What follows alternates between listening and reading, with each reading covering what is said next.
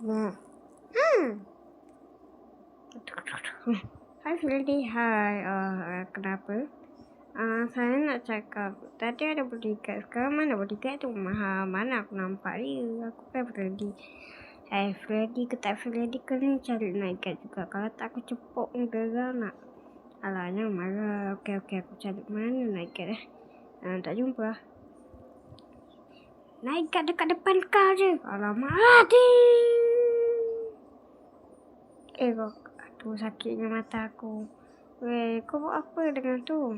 Itu night guard lah, bukan Freddy. Itu Freddy lah. Dia pakai topi Freddy tu. Dia night guard. Dia pakai topi Freddy. Tengok tu. Ada cahaya. Dia pakai topi Freddy tu. Apalah kau ni? Alah, Freddy kata Freddy. Ni kata Freddy. Weh, kau boleh stop tak cahaya? Jangan marah, tu kan Freddy.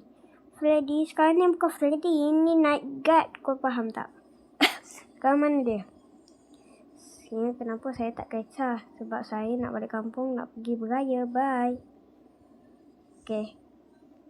Kau? Cakap sekarang. Kau Freddy atau night guard? Dia kan Freddy.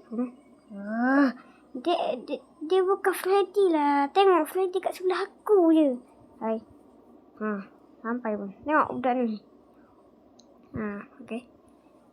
Tengok ni. Kau nampak tak otak tu? Itu Freddy lah.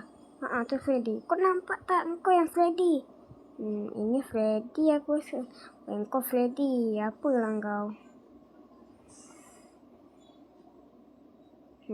Baik, aku maju.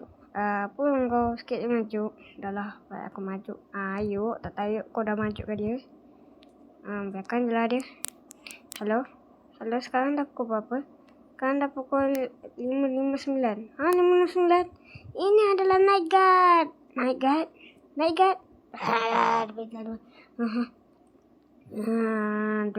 Duit raya. Ting. Tung.